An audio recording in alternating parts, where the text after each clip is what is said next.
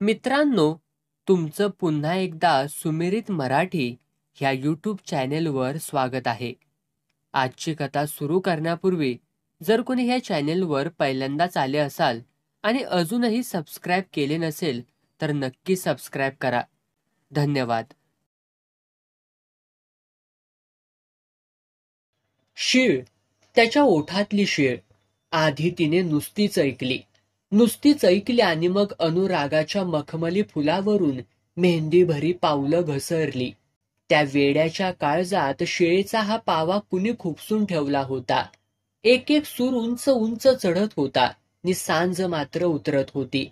ऊन सावली परस्परात मिसळून निशब्द थांबली होती. दिवसाची मावळती झळाळी रंग उधळीत आंबेच्या संथ जलाशयावरती लकाकत होती. गुरे वासरे गोठ्याकडे केव्हाच रवाना झाली होती आणि त्यांच्या खुरांनी उडविलेल्या हळदव्या धुक्यातून मृन्मयी देहाची एक चैत्र गौर जोडेदाराला शोधायला निघाली होती. मळलेल्या वळणे घेतलेल्या गवतातल्या पाऊल वाटेने वाकडी तिकडी वळणं पार करीत, दगड धोंडे चुकवीत, काट्या कुट्यातून अलगद पावलं उचलीत ती धावत होती आणि वळणाची वाट संपता संपत नव्हती. तिन्ही सांजेला देवडीवरली संध्या सनई घुमू लागली. कातर आरतीला म्हणून ती मंदिरात आली आणि अशी अचानक त्याची शीळ घुमली. अरे वेळे अवेळीचं काही बंधन? तुला कितीदा सांगितलं गोविंदा, तिन्ही सांजेला अशी शीळ घुमवू नकोस म्हणून. मीही तुला कितीदा सांगितलं, इंद्रायणी बंधनात प्रेम नसतं. एकदा तो म्हणाला होता तेव्हा पटकन वाकून तिने त्याच्या ओठावरती ओठ टेकले होते. म्हणूनच मी तुझ्यावर प्रेम करते. साऱ्या लौकिकाची बंधनं तोडून मी तुझ्यावरती प्रेम करते. तुझा विरह सहन होणार नाही मला. तुझ्यासाठी वेळेचं बंधन नाही, समजलं? कातर आरती चुकून स्वप्नस्थ संधीची किमया बाजूला सारून निशब्दतेत तरंगणाऱ्या सुरातून हिरव्या रानात रान वाऱ्यासारखी ती धावत होती. टणक मुरमाची पायवाट, त्यात अनवाणी पायांचं चालणं. पावसाळ्याच्या लोटात वाहून गेलेल्या धुरळ्यानंतर टणक दगड गोट्यांनी आभाळ पाहिलं आणि मग अनवाणी पाय चिमुकल्या पायवाटेवर लांबवेनासे झाले. पण त्याची यत्किंचित क्षिती न बाळगता सगळं रान पायाखाली तुडवीत, मानकांच्या डोळ्यांनी जीवलगाला शोधित, सुरातून वाट काढीत ती धावत होती आणि तिन्ही सांजेची सोनेरी उन्हं तिच्या गोऱ्या कांतीवर विखुरली गेली होती. धावताच ती वाकली. छातीवरल्या घुमटाकार वक्षस्थळांनी एकमेकांना पुसटसा स्पर्श केला. उजव्या हाताने पायात रुतलेला काटा तिने कचकन उपटून टाकला. अडकलेलं रक्त भळभळा बाहेर आलं. पण त्याच्याकडे लक्ष द्यायला तिला वेळ नव्हता, फुरसत नव्हती. दूर कुठेतरी गहिऱ्या निळ्या आभाळाखाली करवंदीच्या झाडीआड हृदय हेलावणारी ती आर्त शीळ घुमत होती. मुक्तपणे सुटलेले सूर पाठलाग करीत होती. एक सूर उंच चढत होता. रानातला जिवलग कंठात प्राण येईतोपर्यंत शीळ फुंकीत होता. इंद्रायणी इंद्रायणी इंद्रायणी. ती धावत होती. आडवी तिडवी वळणे घेत होती. दृष्टीपथातून जात होती. वळसा वळणावरली पाखरं उडत होती. पार पळत होती आणि आपल्याच तंद्रीत ती धावत होती. बहिरीचा उघडा बोडका कातळ संपला. मधूनच लागलेली कुणाची तरी मसनवटी मागे पडली. पावले टोशीच्या खलाटीतून खंडेरायाची वाट चालू लागली. अजून पलीकडचा दगड यायचा होता. त्यानंतर खंडोबाचं देवस्थान दिसायचं होतं. मग पाचूबाईची घाटी, मेथीचा माळ आणि त्यानंतर गालाच्या रातांब्यांना खळी पडली. ती लाजली. मंतरलेल्या मुलखातून सोन केवड्या पायांनी लाजत पुढे झाली. टोशीची हद्द संपताच सुरू झालेला खंडेरायाचा घाट मेथीच्या माळाला कडेवर घेऊन वर चढत होता. आंब्याच्या रांगातून रस्ता सुतासारखा सरळ गेला होता आणि खोल कुरडसकड हरवला होता. त्याची उंच चढण चढताना मधूनच ती ठेचाळली. गोऱ्या मोऱ्या पावलांच्या दुभंगलेल्या नखातून रक्ताची चिळकांडी अधांतरी उडाली. सनकणारी एक वेदना मस्तकाला भिडली. पण त्याकडे ढुंकूनही न बघता ती पुढे झाली. कमरेभोवती कसं तरी गुंडाळलेलं लुगडं, पायात कुठेतरी रेंगाळणारा छातीवरला पदर आणि चोळी अभावी उघडा पडलेला छातीचा देह, झोके घेणारा आकाश पाळणा. ती धावत होती पुढे पुढे आणि छातीवरली वक्षस्थळं हलत होती इकडून तिकडे. त्यांचा भार तिला असह्य झाला. तेव्हा एका हाताने तिने त्यांना दाबून धरलं, तरी पण आतल्या आत ती ठुसठुसत राहिली. तिला वाटलं या कुंभासारख्या उरोजांनाही त्याच्या भेटीची ओढ लागली असेल का? ओढ, जिवलगाच्या भेटीची ओढ. रानातला गारवा तळाशी पोहोचला होता. रानगंध दरवळत होता. लगबगीने ती आंब्याखालून उतार उतरली तेव्हा क्षितिजावर टेकलेलं सूर्यबिंब पाताळात बुडालं होतं. कापूर धुसरता गडद होत होती. आभाळात केवळ कुसुंबी प्रकाश पालखीच्या सोहळ्यात गुलाल उधळावा तसा चौफेर पसरला होता. त्या प्रकाशात पाखरांची रांग आली. पंख फलकारत पूर्वेकडे उडाली. दृष्टी पलीकडे गेली, दिसेनाशी झाली. धावता धावता उगीचच ती थबकली. मानेवरून घामाची माळ हळूच तिच्या वक्षावर ओघळली. ती शहारली. आता हवेतला उकाडा तिला अधिकच जाणवू लागला. अघोट जवळ आली होती. रानातली फुलपाखरे माळावरती उतरली होती. धुसर कुसुंबी प्रकाशात कारंजासारखी थुई थुई उडत होती. माळावरल्या चिंचेची रांग गर्द हिरव्या पानांचा तुरा डोक्यावर घेऊन डोलत होती. ती सोडली तर बाकीची झाडं जीव धरून कशी बशी उभी होती. वैशाख वनव्यात करपत होती. त्यातल्या त्यात काही करपलीही होती आणि सुकलेल्या गवताच्या मळलेल्या पाऊल वाटेनं वाकडी तिकडी वळणे घेत ती धावत होती. एक पाऊल कधी उचलले जात होते आणि दुसरे पाऊल कधी जमिनीला टेकत होते हे तिला कळत नव्हतं. वेळेचे भान तिला राहिले नव्हते. 17 वर्षानंतरचे सोनेरी वरखाचे मंतरलेले दिवस असेच बेभानपणे सरले होते. त्या सरत्या दिवसांना काठ होते. काठावर वाट पाहणारे डोळे होते. ओढाळ डोळ्यात जीवन होते. आभाळाच्या सावलीत जीवन होते. वळणाच्या वाटेवरती जीवन होते. चोरून ओठावर ओठ टेकण्यात जीवन होते. नको नको म्हणताना अधुऱ्यासारखं त्याला सर्वस्व लुटायला देण्यात जीवन होते. गालावरच्या खळीत जीवन होते. लटक्या रागात जीवन होते. हे नुसतेच बिनवासाचे नव्हते. या साऱ्याला सुगंध होता. बेहोशी होती. बहरलेल्या पारिजातकासारखी मोहरलेली स्वप्न होती. स्वप्नात जगत राहण्याची उत्सुकता होती. उत्सुकतेत एक जीवघेणी ओढ होती. ओढ, जिवलगाच्या भेटीची ओढ. ही ओढ का लागते, कशी लागते? याआधी ती कुठे असते, कुठून कशी येते? ती माणसाला कुठवर नेते?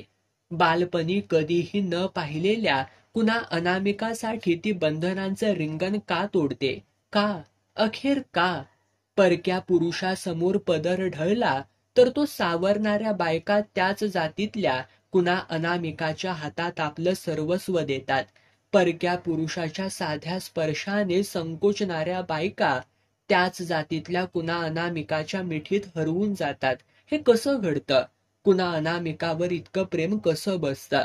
कुणा अनामिकासाठी एवढा जीव कसा तुटतो की काळ वेळेचं बंधन तोडून कुणी कुणासाठी तरी ओढलं जातं? काजळ भरल्या डोळ्यांनी कुणी कुणाची तरी वाट पाहतं? का? अखेर का? हे कसं घडतं? कसं? कुणास ठाऊक, कुणास ठाऊक. विचारांच्या तंद्रीतच पायवाट सोडून ती गर्द रानात शिरली. मागं जांभळाची बनं राहिली आणि पुढे करवंदीच्या काटेरी झुडपं दिसू लागली. चालता चालता उगीचच तिने मान उचलली. नजर पोहोचेल तिथपर्यंत नुसतीच चढण. दाटी वाटीनं बसवलेली करवंदीची झुडपं आणि त्यांना वळशे घेत घेत वळवळत वळवळत नाहीशी झालेली पाऊलवाट. तिला वाटले आता आपली पुरती दमछाक होणार. पण तिने दुसरे पाऊल उचलले ते जोडीदाराला शोधायलाच.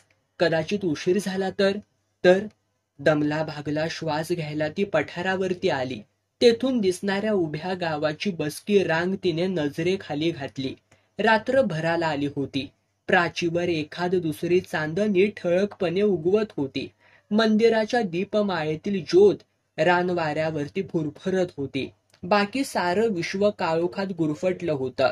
2-4 पावलांवरचं देखील काही दिसत नव्हतं. सारीकडे सुन्न होतं. सगळ्यांनीच मौन धरलं होतं. काळोख तेवढा भरतीच्या पाण्यासारखा वर वर चढत होता. वारा तेवढा घुमत होता. शीळ, त्याच्या ओठातली शीळ घेऊन सुरांचं उंच उंच कारंज उडवीत होतं. आणि ती धावत होती. आता पायाखालचं स्पष्टपणे दिसत नव्हतं. पाय कुठेतरी पडत होते, आपटत होते, ठेचाळत होते आणि तरीही पिसाट वाऱ्यासारखे धावत होते. मनाला जीव घेणी ओढ होती आणि या निष्ठुराला त्याची जाणीव नव्हती, फिकीर नव्हती, वेदनेच्या प्रवासाची किंमत नव्हती. तो शीळ घुमवत होता आणि खोडकर मदाऱ्यासारखा काळोखात रानजाळीत लपत होता. भीतीचा बागुलबुवा फिरून फिरून तीच अंगाई गात होता. लहानपणी कधीतरी ऐकलेल्या गोष्टीतला विक्रमादित्य राजा झाडावर लोंबकळणारं प्रेत खांद्यावर टाकून स्मशानाकडे जात होता. प्रेतातला वेताळ बोलत होता आणि मग पुढे पडणाऱ्या पावलांना मागे कुणीतरी खेच लावित होता. आठवणींचा भूतकाळ नकळत जागा होत होता. काळोखाच्या संथ डोहावर फिरून तोच प्रातिकारी हात अंधारात फिरत होता. फिरत असेल का? इंद्रायणी चरकली. फाटलेल्या डोळ्यांनी पाहू लागली. नुसताच काळोख, काळोखच काळोख. डोळ्यांना न दिसणारा, बोलावल्यासारखा येणारा मिट्ट काळोख. त्या काळोखात ती काहीतरी वेचीत होती, पण फार थोडं हाताशी लागत होतं. आणि जे लागत होतं त्यानंही काळीच तुटत होतं. मन भरत होतं, आभाळ भरून यावं तसं. अगदी तसं. बाणेश्वराच्या उपासनेने भाऊंच्या पोटी तिसऱ्या आईपासून तिचा जन्म झाला. तिचं नाव इंद्रायणी. तसं पाहिलं तर साधी गुरुवाची पोरती. तो गुरव तरी कसला. देवाची इमाने ऐतबारे चाकरी करायचा, झाडलोट काढायचा, वर्षाकाठी भरणाऱ्या महाशिवरात्रीच्या उत्सवाची आखणी करायचा, येणाऱ्या जाणाऱ्या पाहुण्या राहुण्याची सोय लावायचा, उडबस करायचा. म्हणून लोक त्याला आधी आवडीनं गुरव म्हणू लागले आणि लहान थोरांचा तो भाऊ गुरव होऊन बसला. पण बिचारा नावाचा गुरव हो, कारण आपल्या उभ्या आयुष्यात त्याने कधी बाणेश्वराची आरती मुखोद्गत म्हटली नाही. ही खणखणीत आवाजात रुद्राचं आवर्तन म्हणताना तो कधी कुणाला आढळला नाही. तिथं पोथी, पुराण, प्रवचन नामानिराळीच. वास्तविक ते त्याचे क्षेत्रच नव्हते. झाडलोट काढायचे एवढेच त्याला कळत होते, बस. त्यांची कथाच वेगळी, चार चौघांपेक्षा निराळी, कधीही न पाहिलेली आणि काही लोकांच्या सांगीवांगीने चालत आलेली. देगावकरांची मुलगी सून म्हणून भाऊंच्या आईवडिलांनी पसंत केली नि डोळे मिटून पसंत केलेल्या मुलीला भाऊंनी माळ घातली. मुलगी कशी रत्नासारखी होती, रूपानं उजवी, रंगात गव्हाळ, चार चौघी आया बायात सहज उठून दिसणारी. त्यात भाऊही काही कमी नव्हते. तिच्या रूपाला साजेसे असेच होते. घरात कुणाचा जाच नव्हता. गटवारी जमीन नसली तरी पोटापुरती होतीच. त्यात देवळातल्या उत्पन्नाची थोडी बहुत भर पडायची. तीही कुणा बापड्यानं आग्रहाने दिली तरच हो, नाहीतर हक्काने देवळाचे उत्पन्न हिरावणारा भाऊंचा पिंडच नव्हता. सुतासारखा सरळ माणूस तो, निस्वार्थीपणे पूजा अर्चा करणारा, लोकांनी घे घे म्हटलं तरी नको नको म्हणणारा. पण लोक त्यांच्या इमानाला जागत. जो कष्ट करतोय त्याला फळ हे मिळायलाच हवं, नाही का? नको नको म्हटलं तरी सुद्धा देवळाचं अर्धमुर्ध उत्पन्न ते त्याच्या घरी देत. तेवढाच कुटुंबाला आधार होई. संसार कसा टुकीने चालला होता. बाणेश्वराच्या कृपेने सारीकडे तृप्तता होती. तरी पण या बयेचं पाय सासरी टिकेनासं झालं. ती महिनाभर सासरी तर वर्षभर माहेरी राहू लागली. आईच्याच चुलीवर भाकऱ्या थापू लागली आणि मग हळूहळू माहेरातच रमली. तेव्हा स्वतःच्या बायकोला हाताला धरून फरफटत आपल्या घरी आणण्याचाही बापड्यास धीर झाला नाही. त्यातला नव्हताच तो. शेवटी व्हायचं तेच झालं. एक दिवस गुरुवाच्या बायकोनं दुसरं लग्न केलं. पण गुरुवाला त्यात विशेष काही वाटलं नाही. लोक झाल्या कृत्याबद्दल हळहळायचे, पण गुरव म्हणायचा, आपल्या संसारात तिला रस वाटेना. गेली दुसऱ्याचा हात धरून. तिला आडकाठी करणारे आपण तरी कोण हो? शेवटी तो विषय नव्याचा जुना झाला आणि दगड गोट्यांची पूजा करणारा बिचारा भाऊ गुरव त्या निराकार मूर्तीसारखाच स्वतःही दगड बनला. ज्या आयुष्यात संसाराची स्वप्न रंगवायची त्या आयुष्यात स्वप्नांचा रंग उडाला आणि जीवन कसे निर्विकार बनले, नुसते पत्थर झाले. त्या चालत्या बोलत्या दगडाकडे बघून लोक कळवळून बोलायचेच, भाऊ हे एकाकी आयुष्य किती म्हणून जगणार, बानेश्वराची इच्छा असेल तोपर्यंत. बानेश्वराची कशाला, तुमची इच्छा असेल तर या घटकेला सुद्धा बार उडवू आपण. ते नुसतेच हसायचे, केविलवाने हसायचे आणि विषयाचा प्रवाह बदलून बोलण्याचा ओघ भलतीकडेच न्यायचे. पण आई वडील ऐकेनात. म्हणायला लागले, पुतारे आमच्यासाठी नको, पण वेल विस्तारासाठी तरी लग्न करशील का नाही. ह्यावर भाऊ निरुत्तर झाले. आई बापाचा शब्द जन्मदात्या परमेश्वराचा शब्द. त्यांचा शब्द मोडण्या इतकं पाप जगात दुसरं नसेलही. त्यांची विटंबना करणाऱ्या पुंडलिकाला बोट बोट किडे पडले. विठ्ठला विठ्ठला बाणेश्वरा. शेवटी भाऊंच्या मनाचा चिरा कुठेतरी पाझरला. निर्मळ गंगाजळ घेऊन. मग एक दिवस बाणेश्वराच्या साक्षीने दुसरे लग्न देवळातच उरकले. पण पहिल्या लग्नाचा थाटमाट दुसऱ्या लग्नात कुठे आढळला नाही. कसे तरी लग्नच लावायचे ना, ते परमेश्वराच्या साक्षीने लागले की झाले. कशाला पाहिजेत ताशे वाजंत्री, कशाला पाहिजेत गाड्या घोड्या, आणि कशाला पाहिजेत गळा तोडून गाणाऱ्या त्या करवल्या, नसता पोकळ दिमागाने डामडौल. गरिबीत लग्न अगदी साधेपणी उरकले आणि बाणेश्वराच्या पिंडीवरले पांढरे फूल कुणाला न कळता अचानक गळून पडले. कसले सूचक होते ते, शुभ की अशुभ, फक्त बाणेश्वराला ठाऊक. पण इतके बाकी खरे, लग्नाच्या पहिल्याच गुलाबी रात्री नववधूने भाऊंच्या इज्जतीचे भांडवल चार चौघात उघडे केले. भाऊ शिखंडी आहेत, त्यांच्या अंगात पुरुषी रक्तच नाही. अशा माणसाशी संसार तरी कसा करायचा. पहिली बायको टिकली नाही ती उगीच का. या जबरदस्त धक्क्याने मूळचा तो सज्जन माणूस हबकला. त्याने अंथरून धरले, आजारपण घेतले. काळजीने आई वडीलही देवाला गेले. चालत्या बोलत्या दगडाचे अस्तित्व एका रात्रीत संपुष्टात आले. निव्वळ पाषाण बनले आणि याच दरम्यान सगळे सोयरे पांगले. गावातले कुणी कुणी सुद्धा घरी फिरके नाशे झाले.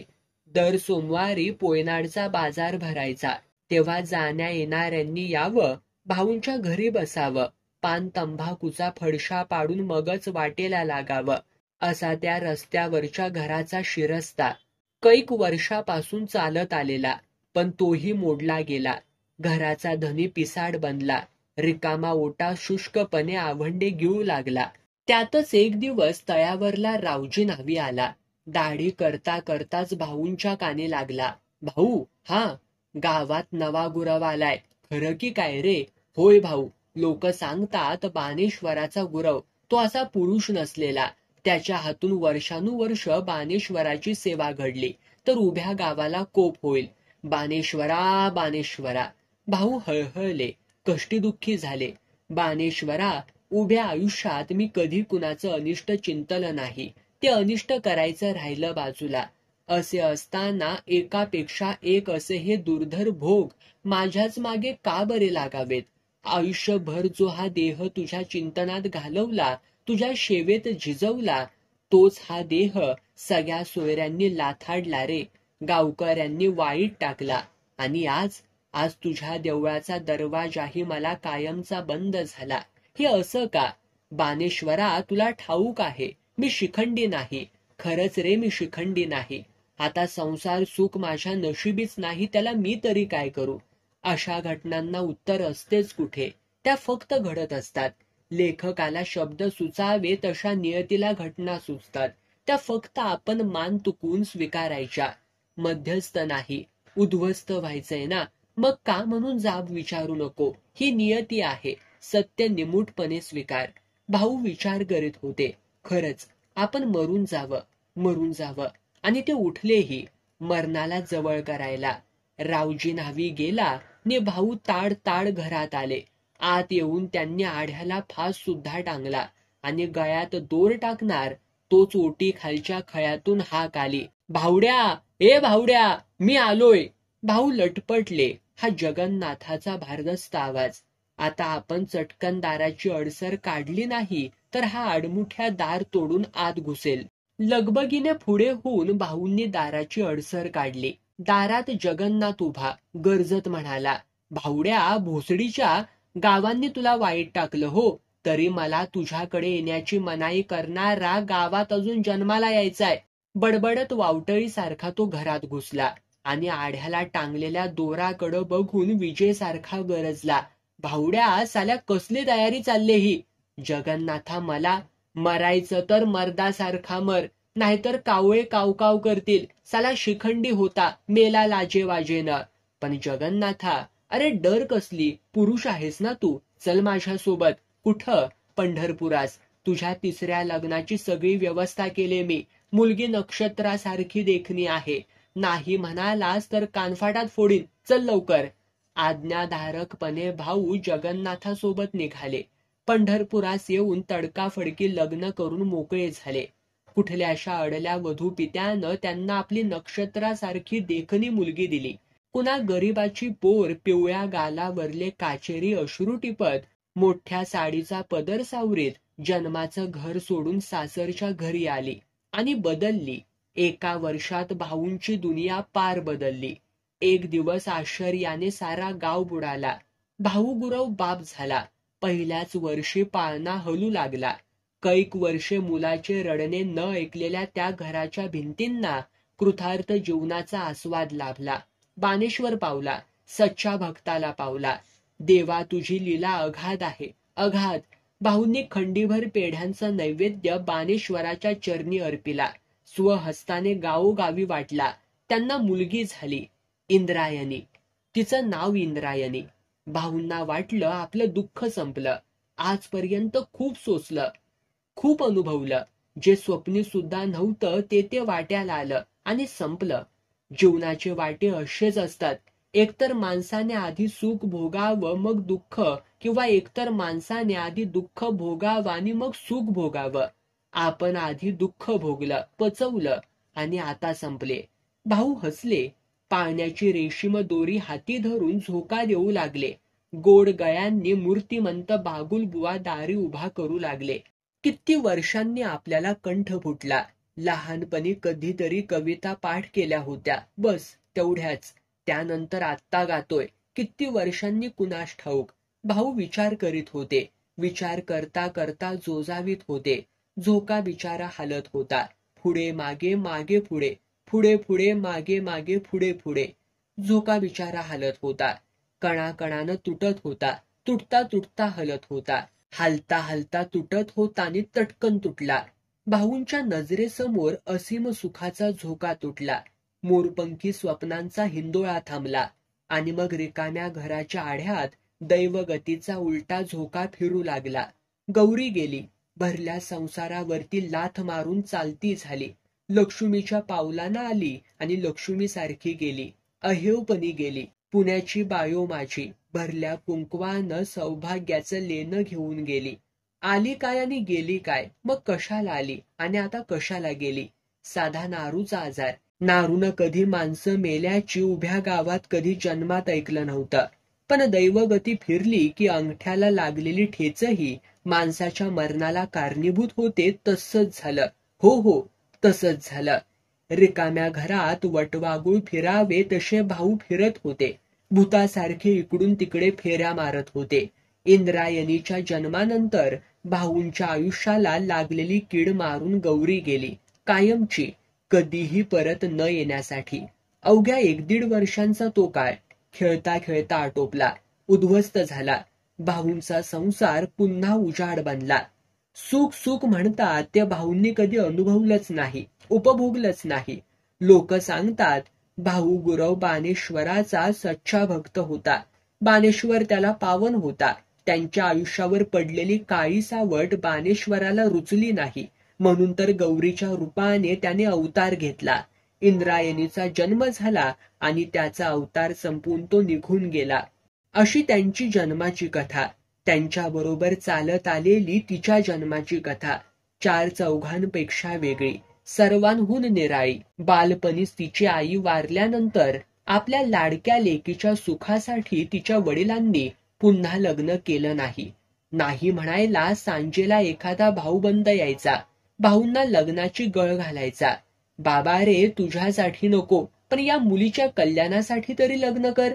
मग भाऊ म्हणायचे, पांडुरंगा, लग्न केली तेवढी पुरे झालीत हो. दुसऱ्या दुःखाला उगीच का पाचारण? संसार सुख आपल्या नशिबात नाही. आता ठेविले अनंते तैसेची राहावे. पण त्यांच्या या बोलण्यापोटी कुणाला कळणारही नाही. असा राखेत लपलेला लाल निखारा आतल्यात फुलत जायचा आणि लाडक्या लेकीकडे पाहून आपोआप थंडावायचा. ते मनात म्हणायचे, इंद्रायणी, नाही गो नाही, मी तुझे हाल करणार नाही. सावत्राई माझ्यापेक्षा तुला अधिक जास्त सांभाळणार नाही. सांभाळलं तरी सावत्र ती सावत्रच. कदाचित उद्या तिलाही मुलं झालीत आणि तिने तुझे हाल केलेत तर? नाही नाही, ते ह्या डोळ्यांना पाहवणार नाही. बायो, तुझे उपकार मी कसे फेडू? तू जन्मली नसतीस तर हा भाऊ गुरव पूर्ण पुरुष म्हणून जगात जगलाच नसता. पण तुझ्या जन्माने मला नवजीवन दिले, जगवले, जगत राहण्यास शिकवले. हसणाऱ्यांचे नाक कापले. आता थुंका म्हणावं सूर्यावर. भाऊंना कळत होते फक्त तिचे ऋण, फिटताही न फिटणारे. पण त्यांना ऋणात ठेवून जगण्याचा दिलासा देणारी त्यांची इंद्रायणी कणाकणाने त्यांचे जीवनसूत्र कापीत होती. पुन्हा गोविंद परशुराम वाघमारे या पाथरवटाच्या पोरावर मरत होती. त्याच्यासाठी झुरत होती. रात्रंदिवस त्याच्या ध्यासात तळमळत होती. रानावनात सावलीसारखी त्याच्या मागोमाग जात होती. वेडीपिशी होत होती. रडून रडून डोळे सुजवत होती नि हजार खटपटी लटपटी करून त्याची भेट घेत होती. बस त्या एकट्याला शोधण्यासाठी देवानं तिला डोळे दिले होते. तसं पाहिलं तर जीव ओवाळून टाकण्यासारखं काय होतं त्याच्यात? तो दिसायलाही सुमार, सावळा वर्ण, सुरूच्या झाडासारखी उंची आणि भक्कम रानवड देहयष्टी. बस असा हा सुमार माणूस तिच्या आयुष्यात कसा आला हे तिला ठाऊक नव्हतं. पण ती त्याच्या जीवनात कशी गेली हे बाकी तिला चांगलंच माहीत होतं. वय वेडं असतं आणि वेड्या वयातलं प्रेमही वेडच असतं. बाणेश्वराचा प्रसाद म्हणून जन्माला आलेली इंद्रायणी, भाऊंच्या मायेत अखंड बुडालेली इंद्रायणी. आमराईच्या बनात ती हुंदडली. आंबे मोहराच्या सुगंधात ती धुंद झाली, वाढली, बहरली. यौवनाच्या पहिल्या वसंतात उमलत्या जीवनाची प्रेमगाठ तिने कुणाशी मारली? का? प्रत्येक अनुत्तरित प्रश्नांना उत्तर असतं. अगदी प्रत्येक.